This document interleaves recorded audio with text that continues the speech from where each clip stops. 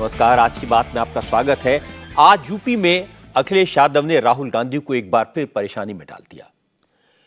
UP की भाषा में कहें तो अखिलेश ने राहुल गांधी को ठेंगा दिखा दिया। राहुल गांधी अपनी न्याय यात्रा के दौरान जब लखनऊ पहुंचे, उसी वक्त अखिलेश यादव लोकसभा चुनाव के लिए समाजवादी पार्टी के उम्मीदवारों की तीसरी लिस्ट जारी कर रहे थे। हालांकि अखिलेश ने सिर्फ 5 उम्मीदवारों के नाम जारी किए हैं। लेकिन ये खबर इसलिए बड़ी बनी क्योंकि आज दिन भर इस बात की चर्चा चलती रही कि उत्तर प्रदेश में कांग्रेस और समाजवादी पार्टी का अलायंस टूट गया है। सीटों के बंटवारे पर बात बंद हो गई है।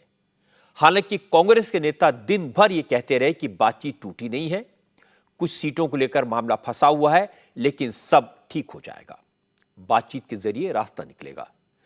कांग्रेस के नेता दावा कर रहे थे कि यूपी में कांग्रेस और समाजवादी पार्टी मिलकर लड़ेंगे, मोदी को हराएंगे। लेकिन शाम को अखिलेश यादव ने उम्मीदवारों की लिस्ट जारी करके कांग्रेस के नेताओं पर प्रेशर और बढ़ा दिया। वाराणसी, बदायूं, कैराना, बरेली और हमीरपुर से उम्मीदवारों का ऐलान किया। इसमें वाराणसी से उत्तर प्रदेश कांग्रेस के अध्यक्ष अजय राय चुनाव लड़ते हैं। यह अजय राय की कॉन्स्टिट्यूंसी है। कांग्रेस इस सीट पर दावा कर रही थी, लेकिन अखिलेश ने वहां से सुरेंद्र सिंह पटेल को मैदान में उतार दिया। इससे संकेत तो मिल गया कि अखिलेश को अब इस बात की परवाह नहीं है कि कांग्रेस उनके साथ आएगी या नहीं। वो अपनी रणनीति के मुताबिक आगे बढ़ रहे हैं। अगर कांग्रेस को साथ आना है तो आए, वरना अपना रास्ता देखे। अखिलेश ने राजा भैया से भी संपर्क साधा। आज समाजवादी पार्टी के प्रदेश अध्यक्ष नरेश उत्तम को राजा भैया से मिलने भेजा, खुद फोन पर बात की। तो क्या अब अखिलेश कांग्रेस के अलावा दूसरे साथियों की तलाश में है, या यह बातचीत सिर्फ राज्यसभा के चुनाव को लेकर हुई? आज अखिलेश ने बदायूं से धर्मेंद्र यादव का टिकट काटकर चाचा शिवपाल को मैदान में क्यों उतारा? इसका राजनीतिक मतलब क्या है, और अब राहुल गांधी क्या करेंगे? इस पर डिटेल में बात करेंगे आज की बात में। लेकिन पहले आपको यह बता देता हूं कि आज अखिलेश की नई लिस्ट में किस किस का नाम आया, समाजवादी पार्टी ने आज किस किस को कहां से मैदान में उतारा।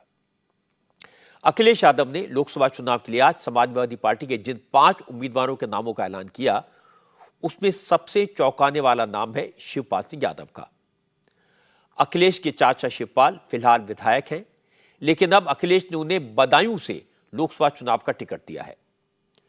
इंटरेस्टिंग बात है कि समाजवादी पार्टी के उम्मीदवारों की जो पहली लिस्ट आई थी, उसमें बदायूं से अखिलेश के कजन धर्मेंद्र यादव को उम्मीदवार बनाया गया था। धर्मेंद्र 2009 और 2014 में बदायूं से चुनाव जीत चुके हैं। ये उनकी अपनी सीट है। लेकिन धर्मेंद्र 2019 में बीजेपी की संघमित्रा मौर्य से हार गए थे। अखिलेश ने पहले इस सीट से धर्मेंद्र को टिकट दिया, लेकिन आज जब लिस्ट आई तो बदायूं से शिवपाल सिंह यादव का नाम है, यानी धर्मेंद्र का नाम कट गया। अब धर्मेंद्र यादव कहां से चुनाव लड़ेंगे ये तो तय नहीं है, लेकिन अखिलेश ने उन्हें फिलहाल कन्नौज और आजमगढ़ का प्रभारी बनाया है। धर्मेंद्र यादव आजमगढ़ से बाई इलेक्शन लड़ चुके हैं, लेकिन बीजेपी के निरहुआ से हार गए थे। बदायूं के अलावा समाजवादी पार्टी ने कैराना से इकरा हसन, बरेली से प्रवीण सिंह ऐरन, हमीरपुर से अजेंद्र सिंह राजपूत और वाराणसी से सुरेंद्र सिंह पटेल को उम्मीदवार बनाया है। इकरा हसन कैराना से सांसद रह चुके हैं। मुनव्वर हसन और समाजवादी पार्टी के विधायक नाइद हसन की बहन है। बरेली से समाजवादी पार्टी के उम्मीदवार प्रवीण ऐरन पहले कांग्रेस में थे। 2009 में बरेली से कांग्रेस सांसद थे, लेकिन अब वो समाजवादी पार्टी के टिकट पर लड़ेंगे।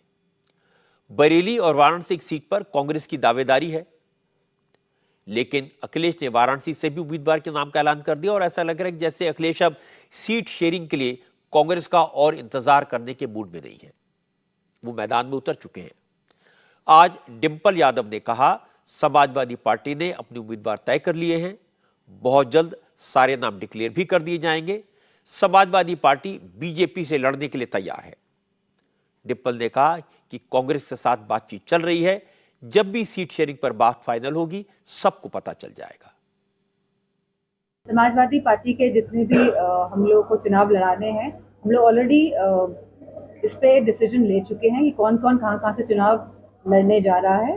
तो मैं समझती मजबूती के साथ समाजवादी पार्टी भाजपा का सामना करने जा रही है। वरिष्ठ नेता बात कर रहे हैं और अगर गठबंधन होता है तो आप सबको क्या अखिलेश यादव अब तक कुल 31 सीटों पर उम्मीदवारों के नामों का ऐलान कर चुके हैं। इनमें से कई सीटें ऐसी हैं जिन पर कांग्रेस की दावेदारी है, लेकिन अखिलेश को इसकी चिंता नहीं है।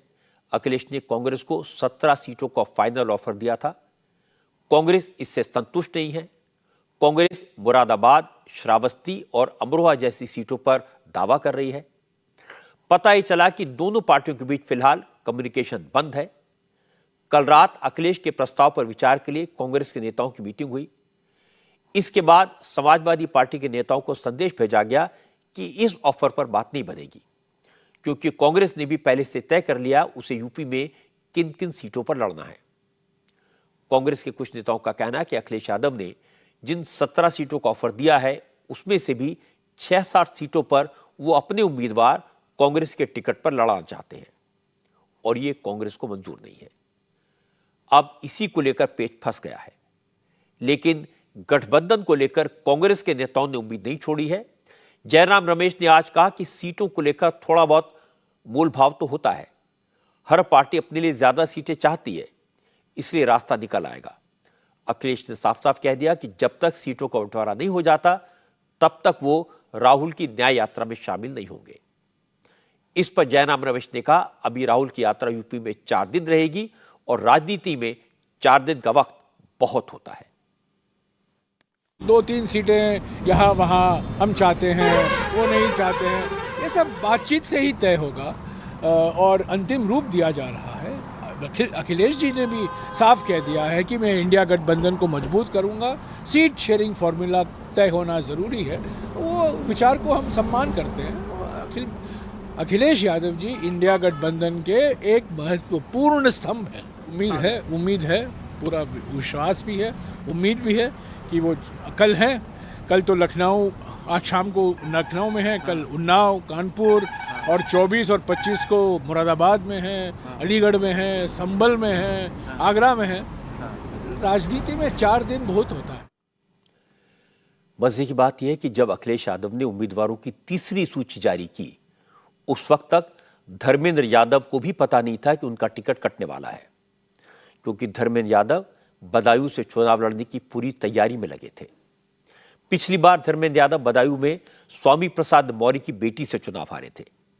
संघमित्रा मौर्य पिछले इलेक्शन में बीजेपी के टिकट पर लड़ी थी, लेकिन बीच में समीकरण बदले, स्वामी प्रसाद मौर्य समाजवादी पार्टी में चले गए और अब उन्होंने समाजवादी पार्टी से भी इस्तीफा दे दिया। इसलिए आज धर्मेंद्र ने स्वामी प्रसाद मौर्य को चुनौती दी थी कि अब वो अपनी बेटी को बदायूं से चुनाव लड़ाकर दिखाएं।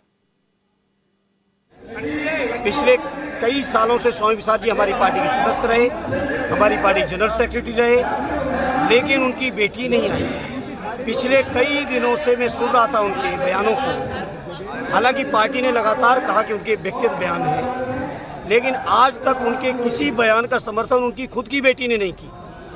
तो मेरी राय है स्वामी जी को कि वो अपने नए दल के सिंबल पर, नए दल के झंडे पर अपनी बेटी को चुनाव जरूर लड़ा दें।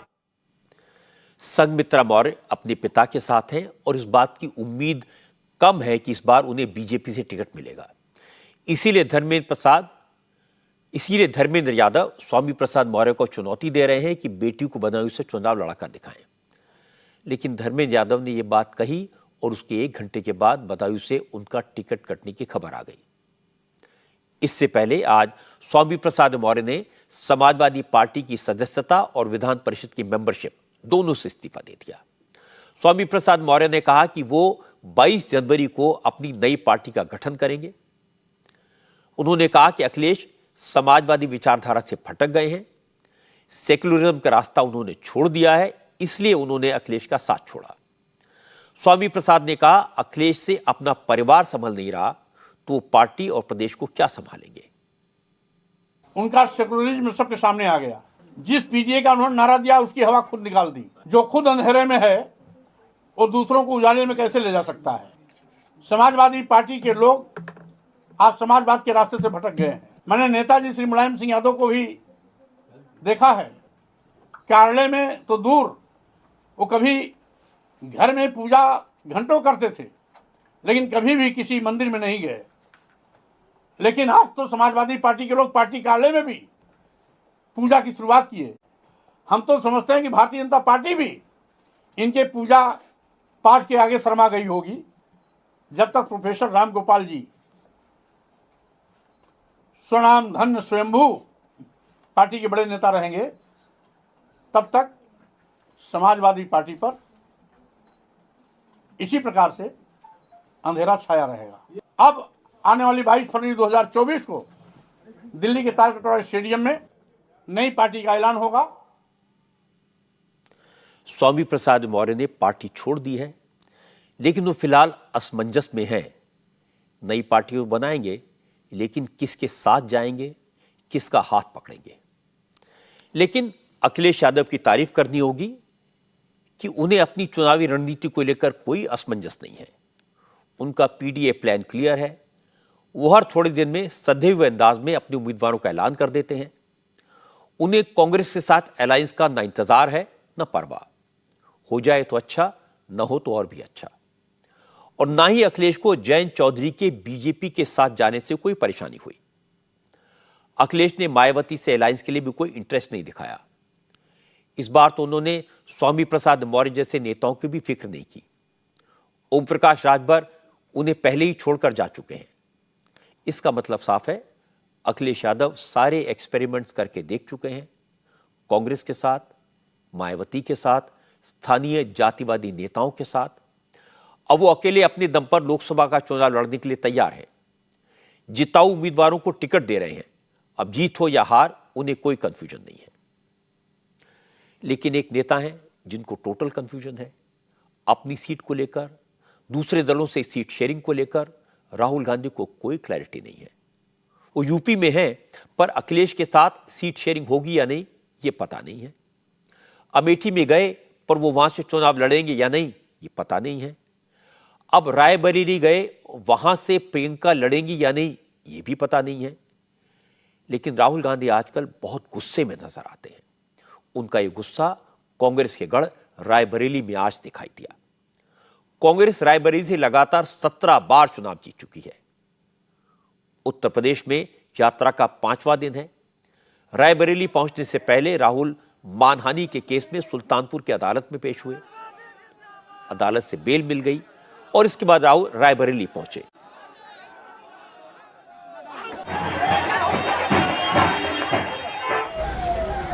लेकिन रायबरेली में राहुल के काफिले को काले झंडे दिखाए गए। ये देखकर वो बहुत नाराज हुए और इसके बाद उन्होंने सुपरमार्केट चौराहे पर नुक्कड़ सभा की। लेकिन यहां भी ज्यादा भीड़ नहीं जुटी। राहुल और खफा हो गए। राहुल ने यहां फिर कहा कि तुम लोग सो गए हो, तुम लोग डर गए हो। मोदी सिर्फ अडानी अंबानी की सुनते हैं। मोदी के राज में पिछड़ों, दलितों और आदिवासियों के लिए कोई जगह नहीं है। इसलिए जातिगत जनगणना जरूरी है। राहुल ने कहा डरना नहीं है, डरना छोड़ो, जाति जनगणना के लिए लड़ो। और इस पर राहुल ने उत्तर प्रदेश के नौजवानों को शराबी बता दिया। राहुल ने कहा जब वो बनारस पहुंचे तो वहां युवा नशे में नाच रहे थे। ये सारे युवा पिछड़े और दलित हैं, इसलिए ऐसा हो रहा है क्योंकि इनके पास कोई रोजगार नहीं है। मैं वाराणसी गया, वाराणसी में देखा मैंने रात को बाजा बज रहा है। ठहर जा, बाजा बज रहा है। वहां पे शराब पिए सड़क पे लेटते हुए बाजा बज रहा है। यूपी का भविष्य रात को शराब पिए नाच रहा है, डांस कर रहा है नशे में। दूसरी तरफ राम मंदिर खुलता है। राम मंदिर में आपको नरेंद्र मोदी दिखेगा, आपको अंबानी दिखेगा, आपको अदानी दिखेगा, आपको हिंदुस्तान के सबसे अरबपति दिखेंगे। आपको एक पिछड़ा नहीं दिखेगा, आपको एक दलित नहीं दिखेगा, आपको एक आदिवासी नहीं दिखेगा। क्यों नहीं? ये वो आपकी जगह नहीं भाई और बहनों। आपकी जगह सड़कों पे भीख मांगने की है। आपका काम हिंदुस्तान में सड़क पे जाकर ऐसे पोस्टर दिखाने का है, और उनका काम, उनका कुछ नहीं होगा भैया, उनका काम पैसा गिनने का है। राम मंदिर की बात होती है, 24 घंटा राम मंदिर की बात होती है, वहां पे आपने किसान को देखा, आदिवासी राष्ट्रपति को देखा, दलित को देखा, अंबानी को देखा, अदानी को देखा, अमिताभ बच्चन को देखा, शाहरुख खान को देखा। ये हैं 2-3% जो देश को चलाते हैं। पिछले चुनाव में राहुल गांधी को हराने वाली स्मृति ईरानी भी पिछले 2 दिन से अमेठी में है। रायबरेली में राहुल ने वाराणसी के नौजवानों को शराबी कहा, स्मृति ईरानी ने इसे पकड़ लिया। स्मृति ने कहा राहुल हैबिचुअल ऑफेंडर है, वो भगवान राम का अपमान करते हैं, अब बाबा विश्वनाथ की धरती का अपमान कर रहे हैं, ये बर्दाश्त नहीं किया जाएगा। स्मृति ईरानी ने कहा कि सोनिया गांधी राहुल को सोच समझकर बोलने की हिदायत दें, वरना जनता उन्हें सबक सिखा देगी। राहुल गांधी के मन में उत्तर प्रदेश के लिए कितना विष भरा है, वो उनकी इस अभद्र टिप्पणी से व्यतीत होता है। उत्तर प्रदेश के जितने भी वोटर्स हैं, दक्षिण भारत में वायनाड में अपनी कॉन्स्टिट्यूंसी में जाकर वहाँ पर राहुल गांधी ने उत्तर प्रदेश के नागरिकों के बारे में भी आपत्तिजनक टिप्पणी की थी। रामलला जब विद्यमान हो रहे थे अपने भव्य मंदिर में, तब भी प्रभु राम के प्राण प्रतिष्ठा के समारोह के निमंत्रण को उन्होंने ठुकराया था। और आज काशी की पुण्य भूमि के बारे में और उत्तर प्रदेश की युवा पीढ़ी के बारे में जो अपशब्द राहुल गांधी ने कहे हैं, तो मैं तो कहूँगी कि कांग्रेस पार्टी का भविष्य अंधकार में है, लेकिन उत्तर प्रदेश का भविष्य बढ़ रहा है प्रगति की ओर। मेरी ये हिदायत है सोनिया गांधी को कि अपने बेटे को अगर आप अच्छे संस्कार ना दे सके तो उनसे कहें कि इस प्रकार के हमारे जो पुण्य स्थल हैं उनके बारे में आपत्तिजनक टिप्पणियां करना बंद करें, वरना मुंह तोड़ जवाब प्रभु तो देंगे ही, जनता भी देगी। लेकिन राहुल की यात्रा पर सबसे कम शब्दों में और सबसे सटीक बात कही रक्षा मंत्री राजनाथ सिंह ने। राजनाथ सिंह ने कहा राहुल जहां जहां जाते हैं गठबंधन के साथी छोड़कर भाग जाते हैं, क्योंकि सबको समझ आ गया है कि कांग्रेस के भरोसे रहकर भला नहीं हो सकता। जहां जहां जाएंगे वहां गठबंधन टूटता ही जाएगा। जहां जहां जाएंगे वहां जनाधार कांग्रेस का अपने आप कम होता चला जाएगा। अब कांग्रेस का जनाधार लगभग समाप्त है। राहुल गांधी की बातें सुनकर आज फिर हैरानी हुई। उन्होंने नौजवानों को शराबी, आलसी, न जाने क्या क्या कह दिया। एक जगह वो एक पत्रकार पर बेवजह चिल्लाए। वो पहले हर बात के लिए अडानी अंबानी को जिम्मेदार ठहराते थे, मोदी को बार बार दोष देते हैं। फिर उन्होंने मीडिया को भी दोष देना शुरू किया, रिपोर्टर्स को डरपोक बताया, मीडिया ओनर्स को बिका हुआ करार दे दिया। बीच बीच में वो कहते रहे कि जुडिशरी को भी मोदी चलाते हैं, वो जजेस को भी डरपोक और बिका हुआ बताते रहे हैं। अब तो उन्होंने सीधे सीधे जनता को ही दोषी करार दे दिया। उन्हें लगता है कि जनता मूर्ख है, मोदी को वोट देती है। जब कोई नेता देश की जनता को मूर्ख, कमजोर और डरपोक समझने लगता है और अपने आप को सबसे ज्यादा अक्लमंद और सबसे ज्यादा हिम्मती मानने लगता है, तो इसकी फ्रस्ट्रेशन का इंडिकेशन होता है। इसका मतलब यह कि वो देश की जनता की शक्ति को, जनता के इंटेलेक्ट को समझ ही नहीं पाए। इस देश की जनता ने चुपचाप सरकारें बनाई हैं और बिगाड़ी हैं। बड़े बड़े 30 मार्का नेताओं को जनता ने कुर्सी पर बिठाया और उतारा। जनता सिर्फ कहने के लिए जनार्दन नहीं है, असल में हर राजनीतिक दल के लिए, हर नेता के लिए जनता भाग्य विधाता है। नरेंद्र मोदी और राहुल गांधी में यही फर्क है। मोदी ने हमेशा जनता की नब्ज को समझा और राहुल अभी तक जनता की नब्ज को छोड़िए अपनी पार्टी के नेताओं और सहयोगी दलों की भावना को भी समझ नहीं पाए। इसीलिए सब उन्हें छोड़ छाड़ कर जा रहे हैं। अखिलेश यादव की बात मैंने आपको थोड़ी देर पहले बताई थी। बिहार में भी सीटों का बंटवारा नहीं हो पाया है और अब तेजस्वी भी सीट शेयरिंग की चिंता छोड़कर चुनाव की तैयारी में लग गए हैं। तेजस्वी यादव ने भी आज से लोकसभा के लिए चुनाव प्रचार शुरू कर दिया। तेजस्वी ने आज पूरे बिहार में जन विश्वास यात्रा की शुरुआत की। यह यात्रा उन इलाकों में जाएगी जहां आरजेडी कमजोर है, जहां बीजेपी मजबूत है। तेजस्वी यादव ने घर में पूजा पाठ किया, माता पिता का आशीर्वाद लिया और उसके बाद जन विश्वास यात्रा पर निकल पड़े। आज तेजस्वी ने बिहार के 3 जिलों मुजफ्फरपुर, शिवहर और सीतामढ़ी में छोटी छोटी सभाओं को संबोधित किया। मुजफ्फरपुर में तेजस्वी ने कहा, सत्ता में आने के बाद उन्होंने 10 लाख नौकरियों का वादा पूरा करने की कोशिश की, लाखों लोगों को रोजगार दिया। ये बात बीजेपी को पसंद नहीं आई। बीजेपी डर गई और साजिश करके उन्हें सत्ता से बेदखल कर दिया। तेजस्वी ने लोगों से कहा, अगले चुनाव में बिहार के लोग बीजेपी से बदला लेंगे, नीतीश को धोखेबाजी की सजा देंगे। क्योंकि आरजेडी पर यादव और मुसलमानों की पार्टी होने का आरोप लगता है, माई समीकरण की बात की जाती है। आज तेजस्वी ने कहा, आरजेडी को माई के साथ साथ बाप का भी आशीर्वाद है और इसके बाद उन्होंने माई बाप का मतलब भी समझाया। कुछ लोग कहते हैं, ध्यान से सुनना, कुछ लोग कहते हैं कि राजद जो है, लालटेन जो है, माई की पार्टी है, एमवाई की पार्टी है। हम कहना चाहते हैं माई के साथ साथ बाप की भी पार्टी है। ये बाप की पार्टी कैसे है? बी से बहुजन, ए से आगा, ए से आधी आबादी और पी से पुअर, पुअर मतलब गरीब। तो ये सब A to Z वाले लोग हैं।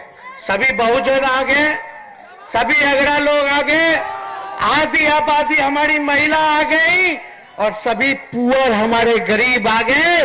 ये माई के साथ साथ बाप की भी पार्टी है। तो हम लोग जोड़ने वाले लोग हैं। तेजस्वी यादव राजनीति में नए हैं, उम्र भी कम है, अनुभव भी कम है, लेकिन वो राजनीति में लालू प्रसाद यादव के पद चिन्हों पर चल रहे हैं। अच्छा बोलते हैं, मुद्दों पर अपनी राय बेबाकी से जाहिर करते हैं, विरोधियों पर करारे हमले करते हैं, लेकिन शालीनता नहीं छोड़ते। पिछले विधानसभा चुनाव में आरजेडी की कमान तेजस्वी के हाथ में थी और आरजेडी सबसे बड़ी पार्टी बनकर उभरी थी। इसलिए बीजेपी उन्हें हल्के में नहीं ले सकती, क्योंकि बीजेपी के नेता भी जानते हैं, भले ही नीतीश कुमार ने पाला बदल लिया है, लेकिन लालू की राजनीतिक जमीन अभी खत्म नहीं हुई है। और तेजस्वी यादव जिस जोश के साथ मैदान में डटे हैं, उससे लगता है कि बिहार में लड़ाई एक तरफा नहीं होगी। लेकिन बिहार में वही मुश्किल है जो यूपी और महाराष्ट्र में है। कांग्रेस का असमंजस, कंफ्यूजन, सीटों का बंटवारा नहीं हो पाया है। महाराष्ट्र में भी कांग्रेस का शरद पवार और उद्धव ठाकरे के साथ सीटों के बंटवारे पर झगड़ा चल रहा है और इसी बीच मराठा आरक्षण का मुद्दा हाथ से निकल गया। आज एकनाथ शिंदे की सरकार ने असेंबली में मराठा रिजर्वेशन बिल पास करवा दिया।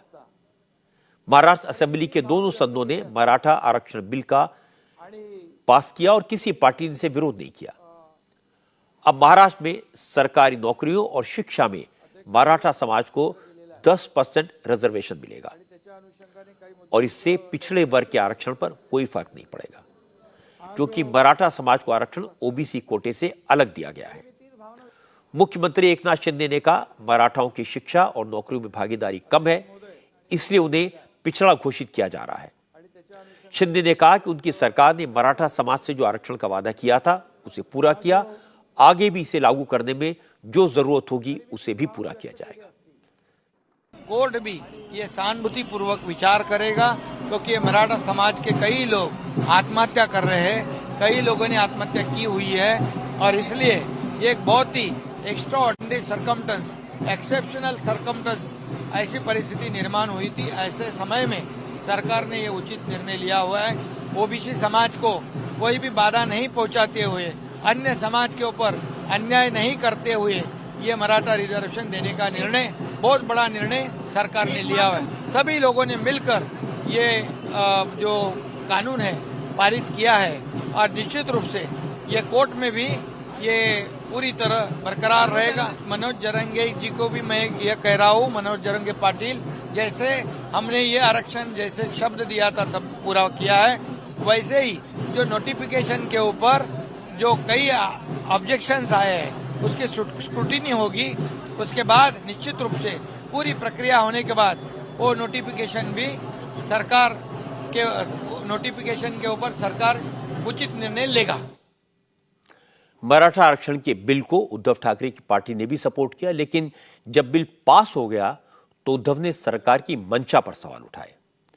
उद्धव ने कहा कि शिंदे ने मराठा समाज को आरक्षण तो दे दिया, लेकिन जब तक आरक्षण के तहत नौकरियां नहीं देंगे तब तक उन्हें सरकार की नीयत पर भरोसा नहीं होगा। फुल प्रूफ होना चाहिए, यही मेरी कामना है, मेरी इच्छा है, और इसलिए कुछ दिन रुकने के लिए इंतजार करना पड़ेगा, कुछ दिन इंतजार करना पड़ेगा। मुख्यमंत्री क्या है, कैसे है, उनका इतिहास कैसे है, सारे लोग जानते हैं, और इसलिए जब तक ये जो बात आज जो उन्होंने कही है वो सामने नहीं आती, और जैसे मैंने कहा कि आज तो उन्होंने डिक्लेयर किया है, हम सारे लोगों ने उनका समर्थन किया है, लेकिन जल्द से जल्द कितने लोगों को कहाँ नौकरियां मिलेगी वो भी अगर जाहिर करे तो अच्छा रहेगा। जनता का विश्वास भरोसा इस मुख्यमंत्री जी के ऊपर नहीं है, और जो वो कह रहे हैं कि जो वादा मैंने किया था मतलब उन्होंने वो निभाया, वो उनके लिए ठीक है, लेकिन जनता मानने के लिए तैयार नहीं, तो फिर मैं क्या कह सकता हूँ। उद्धव ठाकरे को जवाब दिया deputy chief minister Devendra Fadnavis ने। फडणवीस ने कहा कि उनकी सरकार ने पिछली गलतियों से सबक सीख लिया है, इस बार सुप्रीम कोर्ट में सरकार पूरी तैयारी के साथ जाएगी। फडणवीस ने कहा कि सदन में तो विपक्ष ने इस बिल का सपोर्ट किया और बाहर आकर शक जता रहे हैं, ये डबल स्टैंडर्ड ठीक नहीं है। ये तो विपक्ष का काम ही है, पर यह बात भी लोगों ने देखी है कि जब हमने कानून लाया तो विपक्ष ने उसको पूरा समर्थन दिया है, तो इसलिए अब ऐसी दोहरी भूमिका लेने का कोई कारण नहीं है। फिर भी मैं ये बात कह दूं, चुनाव हो चाहे नहीं हो, हमने ये भूमिका 1.5 साल से रखी थी, और 1.5 साल से हम लोग इसके ऊपर मेहनत कर रहे थे, और उसके बाद ये नतीजा आया है। ये सही है कि मराठा आरक्षण बिल असेंबली में पास हो गया, शिंदे ने अपना वादा पूरा कर दिया, लेकिन इसी तरह का बिल असेंबली में पृथ्वीराज चव्हाण की सरकार के वक्त भी पास हुआ था। तब सुप्रीम कोर्ट में जाकर मामला अटक गया। अब यह केस फिर सुप्रीम कोर्ट में जाएगा। हो सकता है इस बार सरकार ने पुरानी गलतियां सुधार ली हो, लेकिन अब मराठा आरक्षण के लिए आंदोलन कर रहे मनोज जरंगे पाटिल ने कहना शुरू कर दिया है कि उन्होंने अलग से नहीं, मराठा समाज के लिए ओबीसी कोटे में आरक्षण मांगा था। यानी अब नई प्रॉब्लम शुरू होगी। इसके साथ साथ अब महाराष्ट्र में मुस्लिम आरक्षण को मुद्दा बनाया जाएगा। इसके लिए आज विधानसभा में समाजवादी पार्टी के विधायकों ने हंगामा किया। अब देवेंद्र फडणवीस पूछ रहे हैं कि उद्धव को बताना चाहिए क्या वो कांग्रेस, शरद पवार और समाजवादी पार्टी की मुस्लिम आरक्षण की मांग को सपोर्ट करते हैं। इससे मुझे लगता है कि सिर्फ बिल पास होने से ये मसला खत्म नहीं होगा, ये मुद्दा चुनाव तक चलेगा। हालांकि सब मुद्दों से बेफिक्र प्रधानमंत्री मोदी सबका साथ सबका विकास के नारे को बुलंद कर रहे हैं। आज मोदी जम्मू कश्मीर में थे। रवि नदी के किनारे मौलाना आजाद स्टेडियम में आपका बहुत बहुत स्वागत है माननीय प्रधानमंत्री जी।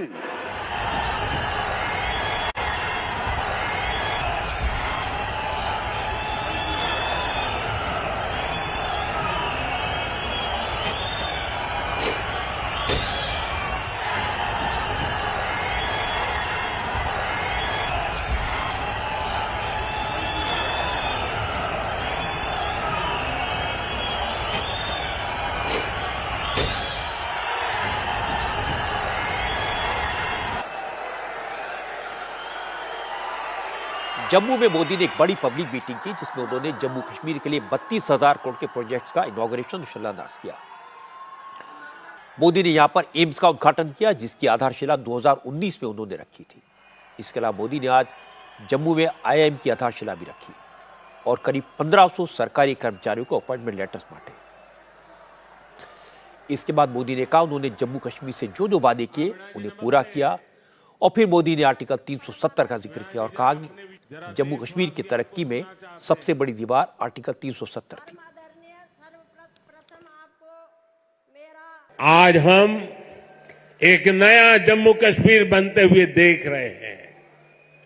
प्रदेश के विकास में सबसे बड़ी दीवार आर्टिकल 370 की थी, आर्टिकल 370 की थी।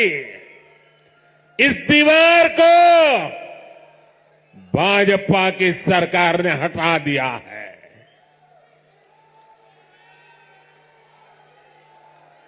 अब जम्मू कश्मीर एक संतुलित विकास की ओर बढ़ रहा है। और मैंने सुना है शायद इसी हफ्ते ये 370 को लेकर के कोई फिल्म आने वाली है। मुझे लगता है आपका जय जयकार होने वाला है पूरे देश में। अच्छा है, लोगों को सही जानकारी मिलने में काम आएगी। साथियों, ये 370 की ताकत देखिए। 370 जाने के कारण आज मैंने हिम्मत के साथ देशवासियों को कहा है कि अगले चुनाव में भाजपा को 370 दीजिए और एनडीए को 400 पार कर दीजिए। नरेंद्र मोदी के टारगेट में कोई कंफ्यूजन नहीं है। इलेक्शन लड़ने की तैयारी और प्लान में कोई असमंजस नहीं है। कल यूपी में उन्होंने 10 लाख करोड़ से ज्यादा की परियोजनाओं का उद्घाटन और लोकार्पण किया था। आज जम्मू कश्मीर के लिए 32,000 करोड़ के प्रोजेक्ट का इनॉग्रेशन और शिलान्यास किया। जब तक चुनाव डिक्लेयर होंगे, मोदी के प्रोग्राम सेट हैं। जब कोड ऑफ कंडक्ट लग जाएगा तो मोदी एक नए रंग में नजर आएंगे। तब कैंपेन का अंदाज भी बदलेगा और स्पीड भी बढ़ेगी। मोदी को इस बात में कोई डाउट नहीं है कि वो तीसरी बार फिर सरकार बनाएंगे, पहले से ज्यादा सीटें लेकर बनाएंगे। लेकिन जो पार्टी पिछले 2 साल से बड़े बड़े चुनाव जीत रही है, वो बीजेपी चंडीगढ़ के एक छोटे से चुनाव को लेकर कैसे मुसीबत में फंस गई, ये देखकर अचरज होता है। और इस मामले में मोदी बार बार जिन 370 सीटों की बात कर रहे हैं, अरविंद केजरीवाल ने उसी को मुद्दा बना लिया। केजरीवाल ने कहा कि बीजेपी चुनाव में गड़बड़ी करती है, वरना किसी पार्टी को कैसे पता उसे 370 सीटें मिलेंगी। असल में केजरीवाल चंडीगढ़ में मेयर के इलेक्शन को लेकर सुप्रीम कोर्ट के फैसले से उत्साहित थे। सुप्रीम कोर्ट ने आज चंडीगढ़ के मेयर इलेक्शन में हुई गड़बड़ी पर सख्त नाराजगी जाहिर की।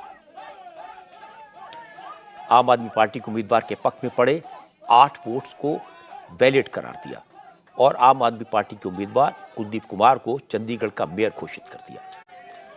जैसे ही सुप्रीम कोर्ट का फैसला आया, चंडीगढ़ में आम आदमी पार्टी और कांग्रेस के वर्कर्स ने जश्न मनाना शुरू कर दिया।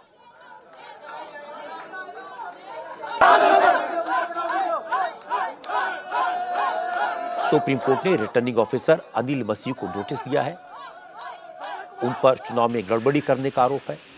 कोर्ट ने साफ साफ कहा कि रिटर्निंग ऑफिसर ने कोर्ट के सामने झूठ बोला और चुनाव में गड़बड़ी की। सुप्रीम कोर्ट के फैसले को आम आदमी पार्टी और कांग्रेस लीडर्स ने लोकतंत्र की जीत बताया। अरविंद केजरीवाल ने कहा, आज ये साबित होगा कि बीजेपी को हराया जा सकता है, लेकिन इसके लिए सबको एकजुट होना पड़ेगा। 2024 का चुनाव लोकतंत्र बचाने की लड़ाई है, इसलिए विरोधी दलों की एकता जरूरी है। जो लोग कहते हैं कि बीजेपी को हराया नहीं जा सकता, बीजेपी को हराया जा सकता है, एकता से हराया जा सकता है, अच्छी प्लानिंग और स्ट्रेटेजी से हराया जा सकता है और मेहनत से हराया जा सकता है, ये इस चुनाव के नतीजों ने साबित कर दिया। अब बड़ा मसला ये है, पूरे देश को सोचना पड़ेगा कि अगर जनतंत्र नहीं बचेगा तो कुछ नहीं बचेगा। आज जितनी कॉन्फिडेंस के साथ ये कह रहे हैं 370 सीट आएंगी, 370 सीट आएंगी, एक तरह से देश के लोगों को चैलेंज कर रहे हैं ये लोग कि तुम्हारे वोट की जरूरत नहीं है हम लोगों को, हमारी तो आ रही है 370 सीट। तुम्हारे वोट की जरूरत नहीं है हम लोगों को, हमारी तो आ रही है 370 सीट। अगर उन्हें इतना कॉन्फिडेंस है 370 सीट का, कहां से आ रहा है ये कॉन्फिडेंस? कुछ तो गड़बड़ कर रखी है इन्होंने।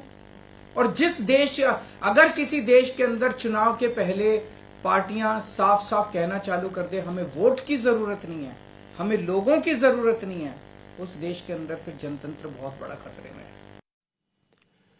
चंडीगढ़ में इलेक्शन में रिटर्निंग ऑफिसर ने बेईमानी की, यह साफ साफ दिखाई दे रहा था। मेयर के चुनाव में गड़बड़ हुई, यह साफ साफ दिखाई दे रहा था। इसलिए सुप्रीम कोर्ट ने जो फैसला दिया है उसका स्वागत होना चाहिए और ये भी पता लगाया जाना चाहिए कि गड़बड़ी करने के पीछे आखिर कौन था। अरविंद केजरीवाल का इस फैसले से उत्साहित होना स्वाभाविक है।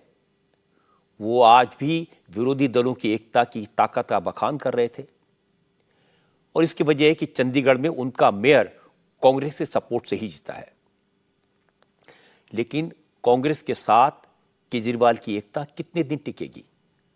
लोकसभा चुनाव के दौरान पंजाब में कांग्रेस और आम आदमी पार्टी एक दूसरे के आमने सामने होंगे, इसका ऐलान खुद केजरीवाल कर चुके हैं। आज एक और बड़ी खबर आई हेमंत सोरेन के परिवार के मामले में।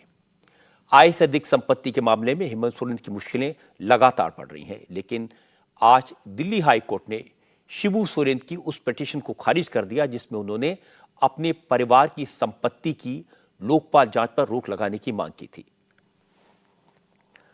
हाई कोर्ट ने कहा कि शिबू सोरेन के खिलाफ जो कंप्लेंट्स की गई हैं वो बहुत स्पेसिफिक हैं।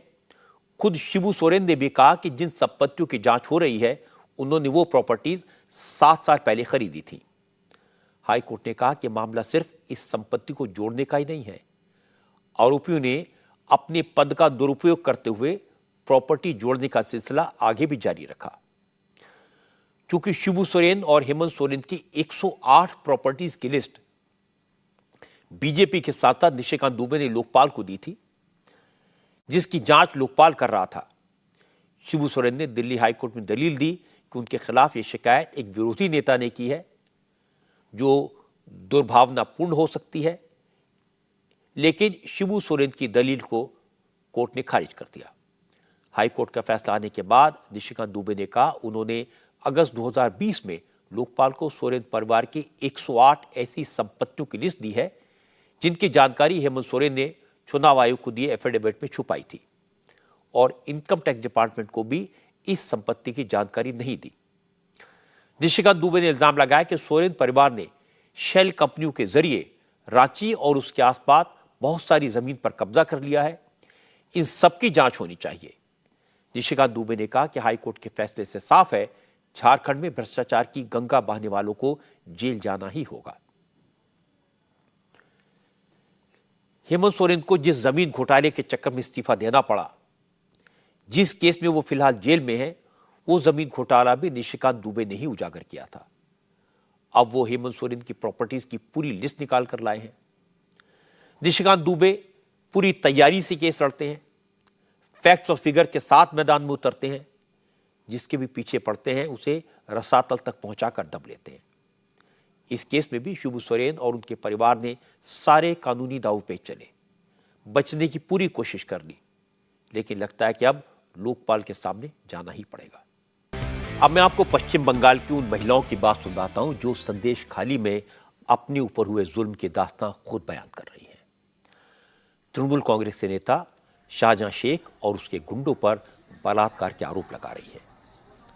हालांकि ममता बनर्जी कह रही हैं कि महिलाएं झूठ बोल रही हैं, वो बीजेपी के इशारे पर बंगाल को बदनाम कर रही हैं, लेकिन महिलाओं का कहना है कि ममता को सोचना चाहिए, क्या कोई महिला किसी के राजनीतिक फायदे के लिए थोड़े से पैसे के लालच में अपनी इज्जत नीलाम कर सकती है? ममता कहती है कि पुलिस जांच कर रही है, आरोपियों को पकड़ा गया है, सच सामने आ जाएगा, लेकिन इन महिलाओं का कहना है कि बंगाल की जो पुलिस शाहजहां के इशारे पर नाचती हो, जिस पुलिस के सामने महिलाओं के कपड़े उतारे गए हों, ममता की उस पुलिस से न्याय की उम्मीद क्या करें? अब तक तो संदेश खाली में महिलाओं पर हुए जुल्म के वीडियो सामने आ रहे थे। संदेश खाली में पुलिस का पहरा था, किसी को वह जाने की इजाज़त नहीं थी, इसलिए वीडियो असली हैं या फर्जी हैं ये तय करना मुश्किल था। ममता भी वीडियोस को फर्जी बता रही थी, फैब्रिकेटेड कह रही थी, आरोप लगाने वाली महिलाओं को बाहरी बता रही थी। संदेश खाली में महिला आयोग की टीम पहुंची, SC/ST कमीशन की टीम पहुंची, लेकिन ममता ने किसी की बात नहीं मानी। लेकिन आज इंडिया टीवी की टीम संदेश खाली पहुंच गई, संदेश खाली के महिलाओं से बात की तो हकीकत सामने आ गई। आज हाईकोर्ट के आदेश के बाद प्रशासन को मजबूरन संदेश खाली से दफा 144 हटानी पड़ी और इसके बाद जैसे ही हमारी टीम वहां पहुंची तो कुछ महिलाएं सामने आई। उन्होंने बताया कि संदेश खाली में हर परिवार जुल्म ज्यादती का शिकार है, शाहजहां के गुंडे रोज लड़कियों को घर से उठाकर ले जाते हैं। कोई विरोध करे तो परिवार वालों को पीटा जाता है। रात भर लड़की को रखने के बाद सुबह उसे छोड़ दिया जाता है। महिलाओं ने कहा, यह सिलसिला कई साल से चल रहा है। संदेश खाली के लोग शाहजहां के इस जुल्म को अपनी किस्मत मान चुके थे। महिलाओं ने कहा, जब लगने लगा कि जिल्लत की जिंदगी जीने से अच्छा मर जाना है तो हिम्मत करके शाहजहां के खिलाफ आवाज उठाई। लेकिन बंगाल की सरकार का जो रुख है उससे नहीं लगता कि उन्हें न्याय मिलेगा। अचानक नहीं है, ये बहुत दिन से होता है। कोई आवाज नहीं करते, कोई मुंह नहीं खुलते, डर लगता है, किसी किसी का डर लगता है। क्या है ना, यहाँ पर का दादा है ना, दादा का ऊपर कोई बात नहीं करते, वो लोग जो मर्जी वो करता है। ये क्या सच है जो संदेश खाली लोग को, माँ बहन को पार्टी ऑफिस में बुलाता है उसको? हाँ हाँ हाँ, वो भी होता है। क्या सुनिए, जो पैसे मांगता है ना तो उसको बुलाता है, जो रात में आ जाओ तुम्हारा पैसा दे दो, पैसा के लिए बुलाता है, दे दो, मीटिंग है, एक मीटिंग कर लो, मीटिंग के लिए बुलाता है। तब तो सारा बात तो नहीं, हम लोग को नहीं बोलना नहीं आते, सारा बात तो नहीं होगा बोलने के लिए। वो तो गलत काम करते ही है ना वो लोग। इतना दिन से एक कुड़ी का करता है तो दूसरी बहू का करता है। कुछ भी बोलेगा तो वो उसका तो पति के पकड़ के तो पति ऑफिस में रात में जाकर मारेगा, घर पे आकर ही मार जाता है वो लोग को। ये जो लड़की है, बहू है, सब सोचा था जो ममता दी है सब लोग को भलाई करेगा, सब यही लक्ष्मी भंडार देता है, 1000 का 500 का देता है, भलाई करेगा। तो हम लोग देखता है वो लोग भला नहीं करते, किसी का कोई भला नहीं करते। और लड़की को ऐसा पैसा देकर खरीद लेता है ना, पोसा वसन कोई हेल्प नहीं करते। कोई किसी के जाकर कंप्लेन करता है, वो उसका कंप्लेन नहीं लेते। हम लोग चाहती हूँ जो शाहजहां है, शिबू हाजरा है, उत्तम है, वो लोग को सजा चाहिए। वो लोग को जो छोड़ जाएगा ना, ये संदेश खाली नहीं है, वो जो एरिया है वो किसी को नहीं छोड़ेगा। जिन महिलाओं ने इंडिया टीवी से बात की उनमें से कई महिलाओं ने अपना चेहरा नहीं छुपाया, कैमरे के सामने खुलकर बात की। लेकिन उन्होंने जिस तरह से सरकार, पुलिस और तृणमूल कांग्रेस के लोकल नेता शाहजहां के खिलाफ अपना दर्द बयां किया, उससे उनकी जान को खतरा हो सकता है। इसलिए हमने उनके चेहरे छुपाए, हमने उनके चेहरों को ब्लर किया। महिला कह रहे हैं कि संदेश खाली में शाहजहां के लोग सरकारी योजनाओं का पैसा देने के लिए बुलाकर बलात्कार करते हैं। शाहजहां के 2 गुंडों उत्तम सरदार और शिबू हाजरा के नाम भी ये महिलाएं ले रही थी। इन दोनों के बारे में आपको बताऊंगा, लेकिन पहले ये बता दूं कि जिस संदेश खाली में महिलाओं पर जुल्म हो रहा था वो संदेश खाली कोलकाता से सिर्फ 75 किलोमीटर दूर है। डिस्ट्रिक्ट नॉर्थ 24 परगना के सब डिवीजन बशीरहाट में 2 ब्लॉक हैं, संदेश खाली 1 और संदेश खाली 2। संदेश खाली 2 कालिंदी नदी के इस पार है और संदेश खाली 1 नदी के दूसरी तरफ। संदेश खाली 1 का ब्लॉक एक तरह का आइलैंड है जहां पहुंचने के लिए नदी पार करनी पड़ती है, नाव से जाना पड़ता है। शाहजहां शेख तो संदेश खाली 2 ब्लॉक में रहता है, लेकिन नदी के उस पार संदेश खाली 1 ब्लॉक उसके 2 गुंडे उत्तम सरदार और शिव प्रसाद हाजरा और शिबू हाजरा के अंडर हैं, जहां वो शाहजहां का कारोबार देखते हैं। ये दोनों संदेश खाली 1 के लोगों के ऊपर जुल्म करते हैं। इन्हीं पर महिलाओं से रेप करने का इल्जाम है। शाहजहां शेख के पास लड़कियों को जबरदस्ती भेजने का आरोप है। हालांकि जब कुछ महिलाओं के वीडियो सामने आए, बीजेपी के नेता संदेश खाली जाने की जिद करने लगे।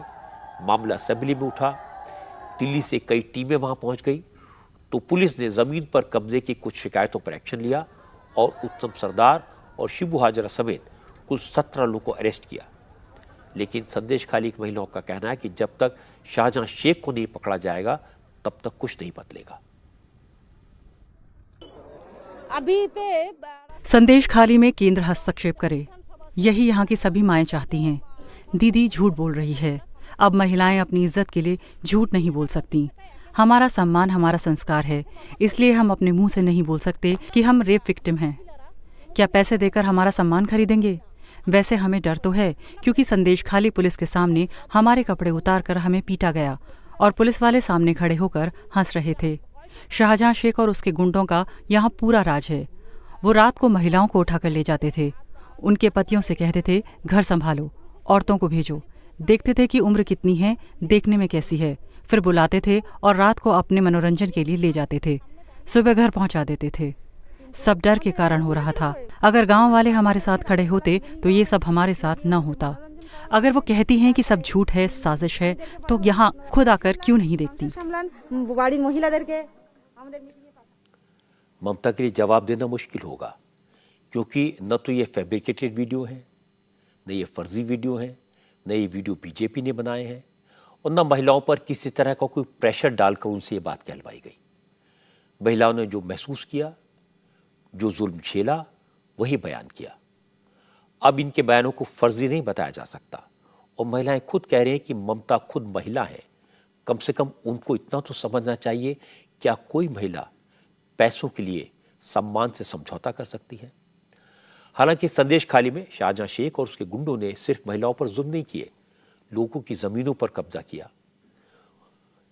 कहते हैं कि पुरुषों को पीटा जाता है। जिन लोगों ने छोटी मोटी चाय की दुकानें खोली है, उनसे भी हफ्ता वसूली की जाती है। संदेश खाली के लोगों ने कहा, जब तक शाहजहां शेख को जेल में नहीं डाला जाएगा, तब तक यह आतंक खत्म नहीं होगा, और जिस दिन शाहजहां शेख पकड़ा जाएगा, उसके बाद और भी खौफनाक कहानियां बाहर आएंगी। बहुत बुरा आदमी है उन लोग। क्या डर लगता है उसको? डर तो लगता है उन लोगों ने, कैसे डर लगता है, बहुत डर लगता है। खतरनाक आदमी है उन लोगों। पार्टी ऑफिस में लेके जाएगा और कोई उसको काम नहीं सुनेगा, तो जो बात नहीं सुनेगा तो पार्टी ऑफिस में लेके जाएगा, कोदाले बैट से मारेगा। क्या? कोदाले बैट से मारेगा, बहुत मारता है। और मैं भी नहीं है, ये जितना आदमी है, जितना घर है संदेशखाली में, वो पूरा घर में एक बंदा को एक बंदा को मारता है। ये तो प्रशासन है, प्रशासन उन लोगों को कहना गुलाम है। साल में शिबू को कितना पैसा देना पड़ता है? वो 1,500 रुपया दे देना पड़ेगा हर महीना? हाँ। ना हर साल? 8 साल। हर साल ये दुकान चलाने के लिए? हाँ, चलाने से। और नहीं देने से वो सब ताला दे देता है दुकान में। संदेश खाली के लोग आज इसलिए खुलकर बोल पा रहे हैं क्योंकि कोर्ट का रुख बहुत सख्त है। कलकत्ता हाई कोर्ट ने संदेश खाली में लगी दफा 144 हटा दी। पश्चिम बंगाल में बीजेपी के लीडर शुभेंदु अधिकारी और शंकर घोष को संदेश खाली जाने की इजाजत दे दी। सरकार ने उन्हें फिर भी रोकने की कोशिश की तो वो धरने पर बैठ गए। ममता बनर्जी की सरकार ने हाई कोर्ट की डिवीजन बेंच में अपील की, लेकिन जब वहां भी बात नहीं बनी तो मजबूरी में शुभेंदु अधिकारी को संदेश खाली जाने की परमिशन देनी पड़ी। शुभेंदु अधिकारी भी नाव से नदी पार करके संदेश खाली पहुंचे। शुभेंदु अधिकारी जैसे ही संदेश खाली पहुंचे, मोटर बोट से उतरे और आगे बढ़े। वहां की लोकल पब्लिक ने उनका जोरदार स्वागत किया। शुभेंदु पर फूलों की बारिश की गई। संदेश खाली के महिलाओं ने उनके ऊपर फूल बरसाए। शुभेंदु अधिकारी ने पूरे संदेश खाली में घूम कर वहां के लोगों से मुलाकात की, महिलाओं से बात की, और इसके बाद उन्होंने कहा कि संदेश खाली की महिलाएं शेख शाहजहां के जुल्म से डरी हुई हैं, लेकिन अब वो हिम्मत करके बोल रही हैं, लेकिन उनको इंसाफ तभी मिलेगा जब शेख शाहजहां के साथ साथ उसके सभी करीबियों की गिरफ्तारी होगी। शुभेंदु अधिकारी ने कहा, संदेश खाली का संदेश साफ है कि ममता बनर्जी की सरकार के जाने का वक्त आ गया है। ये जनसल्लाभ ये बोल रहा है बंगाल से, ममता भाग ममता का जाने का टाइम हो गया है। इसके लिए 12 तारीख से मुझे रोका, 3 बार रोका। फाइनली डिवीजन बेंच का जजमेंट आने का बाद 1 घंटा रुकने के बाद 11:56 में मुझे अलाउ किया। 3 बज गया, मैं पूरा एरिया 3 घंटा तक घुमा। जनता बहुत सख्त है, जनता बहुत भरोसा कर रहा है। ये भरोसा का पूरा करने के लिए हमारी जो जिम्मेदारी है हम निभाएगा। सीबीआई आ गया, स्टेट पुलिस भाग गया तो जस्टिस इनको मिलेगा। बलात्कारी, जोमी लुटेरा, माफिया और वोट लुटेरा सब जेल के अंदर हो जाएगा। सब ममता के आदमी, Shahjahan and his allied, not only Shibu, not only Uttam Sardar, Ziaul Molla, Alamgir, Shahjahan का जितना भी करीबी आदमी है सब लोग के खिलाफ एक्शन होना चाहिए और लगातार हमारी लीडर लोग आना आता जाता चालू रहेगा। मैं फिर नेक्स्ट सोमवार मंडे 26 और भी एक द्वीप है जेलिया खाली, वहां अत्याचार चल रहा है, वहां मैं पहुंचने की कोशिश करूंगा। शुभेंदु अधिकारी के बाद सीपीएम की नेता वृंदा करात भी संदेश खाली पहुंची और जाहिर है ये बात तृणमूल कांग्रेस के नेताओं को बुरी लगी। मैं आपको तृणमूल कांग्रेस का पक्ष सुनवा देता हूं। कुणाल घोष ने कहा शुभेंदु अधिकारी वहां पर फिल्म की शूटिंग करने गए थे, वृंदा करात फैशन परेड के लिए पहुंची थी। दोनों का मकसद सिर्फ सीन क्रिएट करना था। देखिए, एक शिख ऑफिसर, वो आईपीएस ऑफिसर, वो जब ड्यूटी कर रहे थे तो ये भाजपा वालों, शुभेंदु वालों, वो उसको खालिस्तानी बोला। ये तो नहीं बोलना चाहिए। वो स्ट्रांगली ऑपोजिट, स्ट्रांगली यही बीजेपी का कल्चर है। ये धर्म के नाम पे ये प्रोवोक करते हैं। तो पुलिस को वहीं पर शुभेंदु और वो जो लोग उसको खालिस्तानी बोल रहे थे ना, उसको लाठीचार्ज करके वहां से हटा देना चाहिए था, लेकिन ऐसा नहीं किया। ये बंगाल का पुलिस है। संदेशखाली में फिल्म का शूटिंग हो रहा है। जिस एरिया में शूटिंग कर रहा है शुभेंदु अधिकारी, बहुत सारा एक्स्ट्रा आर्टिस्ट है, बहुत सारा फिल्म यूनिट का लोग जो है। वृंदा करात फैशन पैरेड करने के लिए गए थे। वृंदा करात कहाँ थे 34 इयर्स जब बंगाल में लेफ्ट फ्रंट गवर्नमेंट था, तब एक के बाद एक जब gang rape, gang killing, mass murder हो रहा था, तो वो क्या कर रहे थे? कुणाल घोष की बात मान भी ली जाए कि बीजेपी, लेफ्ट और कांग्रेस नेता राजनीतिक मकसद से संदेश खाली पहुंचे थे, लेकिन कुणाल घोष को यह भी बताना चाहिए क्या उनकी पार्टी का नेता शाहजहां शेख संदेश खाली में समाज सेवा कर रहा है? क्या संदेश खाली की महिलाएं उसके बारे में झूठ बोल रही हैं? बेहतर तो ये होता जैसे महिलाओं के वीडियो सामने आए थे, ममता उसी वक्त खुद संदेश खाली पहुंचती, वहां की महिलाओं की बात सुनती और महिलाओं पर जुल्म करने वालों के खिलाफ सख्त एक्शन लेती, तो शायद ये मामला इतना बड़ा ना बनता और बीजेपी को उस पर राजनीति करने का कोई मौका नहीं मिलता। पंजाब और हरियाणा के बॉर्डर पर धरना दे रहे किसान संगठनों ने कल दिल्ली कूच का ऐलान किया है। चूंकि बॉर्डर पर पुलिस ने बैरिकेड लगाए हुए हैं, बड़े बड़े सीमेंट के बोल्डर्स रखे गए हैं, किसान नेताओं ने भी बड़ी बड़ी पोक्लेन मशीनें मंगवाकर बैरिकेड को तोड़ने की तैयारी की है। इस मशीन के ड्राइवर को टीयर गैस के शेल्स और रबर बुलेट से बचाने के लिए चारों तरफ शील्ड लगवाई गई है। इसके अलावा किसानों ने बॉर्डर पर बुलडोजर और मॉडिफाइड ट्रैक्टर्स भी जमा किए हैं। कई ट्रैक्टर्स पर हैवी मेटल की प्लेट्स लगाई गई है। इसके अलावा पुलिस की कार्रवाई से किसानों को बचाने के लिए कई तरह के इंतजाम किए जा रहे हैं। किसान संगठनों के तेवरों को देखते हुए हरियाणा के 7 जिलों में कल रात 12 बजे तक के लिए इंटरनेट पर पाबंदी लगा दी गई है। किसान आंदोलन करें, अपनी मांगे रखें, इसमें कोई बुराई नहीं है, ये उनका अधिकार है, लेकिन किसान संगठनों के नेताओं को हाई कोर्ट के फैसले पर ध्यान देना चाहिए। आज ही पंजाब और हरियाणा हाई कोर्ट ने कहा किसानों को दिल्ली कूच का अधिकार है, लेकिन उन्हें हाईवे पर ट्रैक्टर ले जाने की इजाजत नहीं दी जा सकती। अदालत ने कहा लोकतंत्र में सबको अपनी बात कहने का हक है, लेकिन सबको अपने फर्ज का ख्याल भी रखना चाहिए। हाई कोर्ट ने पंजाब सरकार से कहा कि वो किसानों को बड़ी तादाद में बॉर्डर पर इकट्ठा होने से रोक दे।